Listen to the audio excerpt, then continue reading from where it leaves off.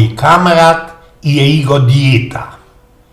Dawno wiecie, nie godą o cufalach, które mi się przytrafiają w mojej syni, ale teraz muszę wspomnieć fal ze łońskiego tydnia.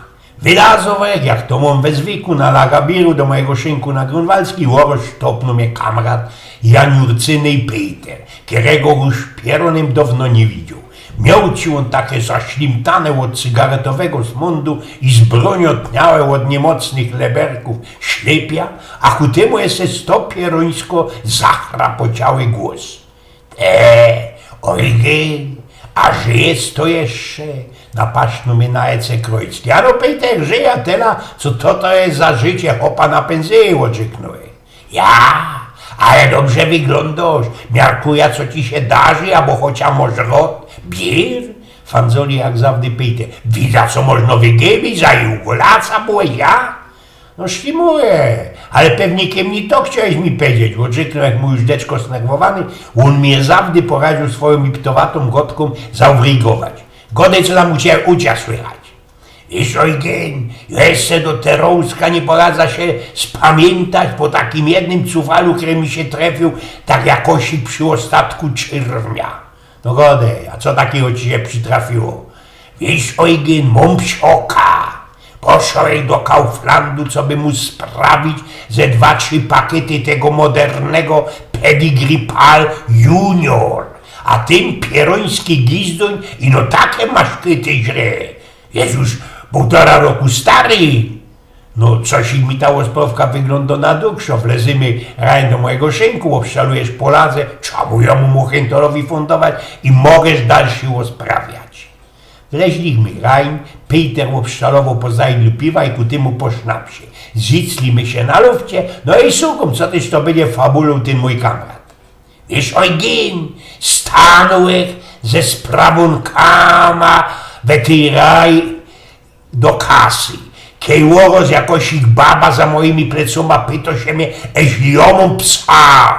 Coś tyś to za pytanie. No i markiruję, że mnie to interesuje. Jo, wiesz, Eugen, tak bez dłuższego medykowaniu odgrzyknąłeś i że nie.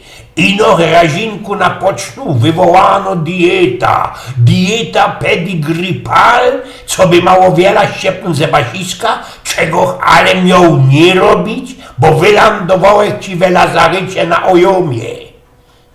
Toś to wysztudirował, Peter. To jest nic, Eugen.